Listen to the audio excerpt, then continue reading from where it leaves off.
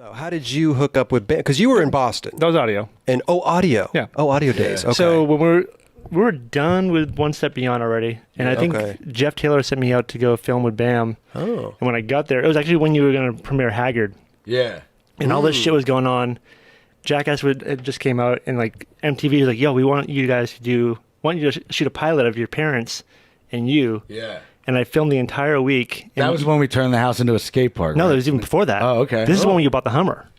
Oh, okay, yeah. So like all the stuff we shot was the sizzle reel you cut to show MTV. Yeah. To get the pilot greenlit. Well, I know we're jumping ahead, but I mean, like to get the pilot, because weren't you were doing Jackass, right? Yeah. Before that, right? Yeah. And then Should we go back even further? how did you? Well, I want to go back to Well, then they wanted like Evil? Evil. Whoa. Wow.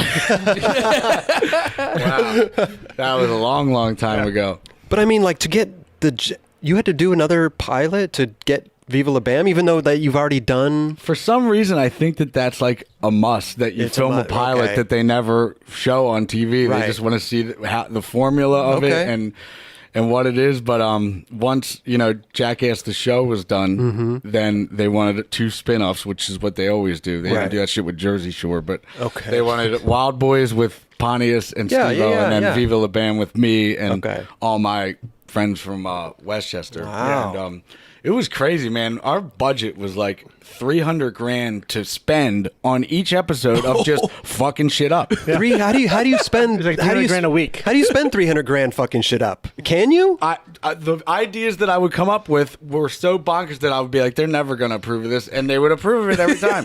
Really? Like, let's get an elephant. There's one from Connecticut. It's $12,000 a day. We'll get that, and then we'll build a castle moat in my front yard with a drawbridge. And the only way to get on top of it. Yeah, and then we'll fly Compton Ass Terry, and then at the end, I'll wreck 8 of Don Vito's shitty cars, so he'll get so mad that he'll put a brick on the gas pedal of my Hummer and drive that off a 600-foot quarry cliff. Right. Greenlit. Yeah. I'm like, what? Yeah.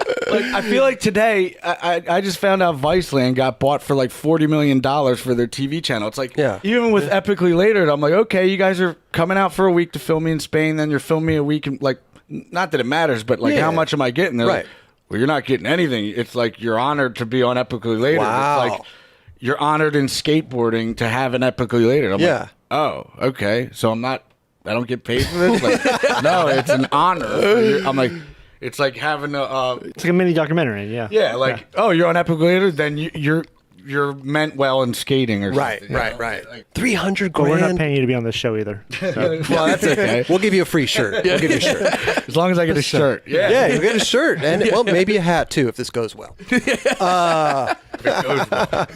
No, so $300,000. I mean, that's a lot of money back then. Because how old were you at the time? Like, I was probably 24. 24. I mean, that's 14 years ago, 15 a years lot ago. of We money. did 52 episodes, and what do you want to do in the next? Let's fly everybody to Europe. We'll get a big tour bus and we'll drive from London to Venice, Italy. And then what are you going to do in the meantime? I'll rent a Ferrari and then we'll drive to Romania to get a wine from Dracula's castle for Ape and Phil's anniversary dinner in Monaco. That was pretty much the writer's meeting. you just make shit up basically Yeah, and just like, do it. Yeah, that's like sometimes I wouldn't go big enough. They'd be like, so that's your only idea for this episode? No. Well, how about we get a giant fire-breathing monster truck, whatever? Like, they're like, yes. yeah, like it was gnarly. Like, I mean, but they don't have shows like that anymore. No, they don't have the budget for it. I was a big fan of that show.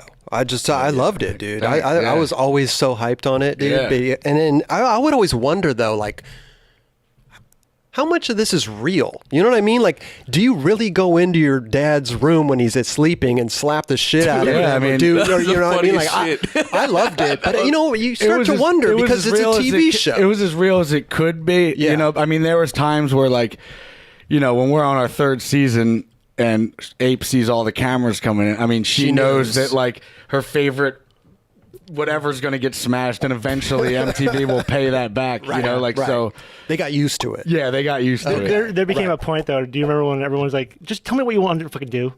What? Like your mom would just be like, "Just tell me what you want to do. I got things you got to take care of." Yeah, But then the reaction wouldn't be as good, right? If you were if you would tell them. Yeah. Was that kind of like your goals? There's some things that, like, this will never work type things, and that's why I say try everything, because you never know. I'm like, you guys are planning on doing the switcheroo, which is Phil sleeping in his whitey tights or whatever, and then Fat Preston's going to come in the middle of the night and replace Phil and lay there, and that's the switcheroo. So he's going to try to feel up Ape until Ape realizes that it's not Phil. I'm like, oh my God. This will never work. And it wound up being in the movie and one of the funniest things ever. So after that, I'm like, you know what? Never mind me. Just film everything. Just film it. If we get it, we get it. If we don't, we don't. Right. And that's usually when you get the best footage, just sitting around waiting for the lighting to get switched. That's when you'll find some slingshot to shoot shit right in your eyeball and get shit crystals in your eye. I don't know. I was always amazed that they never put a lock on their goddamn door. You know, after the first time you would do that to me, I'd deadbolt the thing. You know, I'd be like, no more. That thing right over.